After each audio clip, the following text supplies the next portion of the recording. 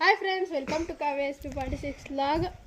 Friends, ನಾವು ಇವತ್ತು ನಮ್ಮ ಮುತ್ತಜ್ಜಿ ಊರಿಗೆ ಬಂದಿದ್ದೀವಿ. ಫ್ರೆಂಡ್ಸ್ ಇದು ನಮ್ಮ ಮುತ್ತಜ್ಜಿ ಮನೆ.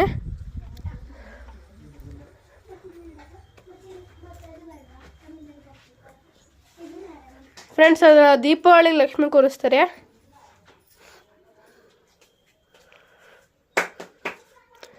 ಫ್ರೆಂಡ್ಸ್ ನೋಡಿ, ನಮ್ಮ ಮಾಮ ಮತ್ತು ನನ್ನ ತಂಗಿ ಆಟ ಆಡ್ತವ್ರೆ. ಫ್ರೆಂಡ್ಸ್, ನಮ್ಮ ಮುತ್ತಜ್ಜಿ ನೋಡಿ. ಫ್ರೆಂಡ್ಸ್, ನಮ್ಮಮ್ಮ ಊಟ ಮಾಡ್ತವ್ರೆ. ಫ್ರೆಂಡ್ಸ್, ಇದು ಕಿಚನ್.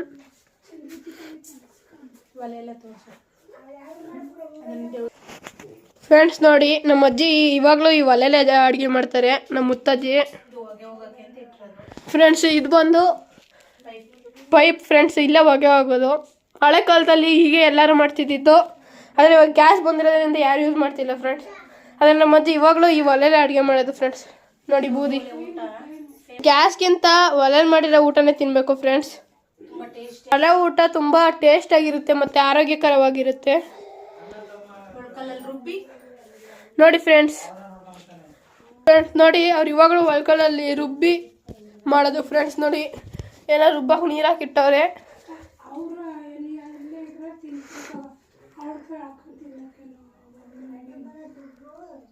ನೋಡಿ ಫ್ರೆಂಡ್ಸ್, ಇದು ದೇವ್ರ ಮನೆ. ಫ್ರೆಂಡ್ಸ್ ನೋಡಿ, ಹಳೆ ಕಾಲದಲ್ಲಿ ಈ ಥರ ಇರ್ತಿತ್ತು ದೇವ್ರ ಮನೆ.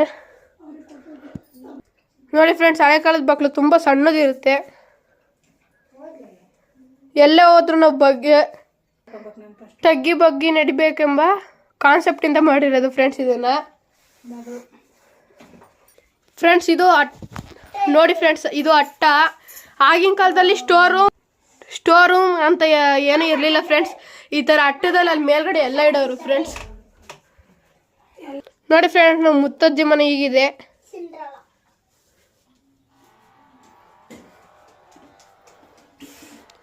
ಓಕೆ ಫ್ರೆಂಡ್ಸ್, ನಾನು ಈ ವ್ಲಾಗ್ನಿಂದ ಎಂಡ್ ಮಾಡ್ತಿದ್ದೀನಿ. ಬಾಯ್ ಬಾಯ್.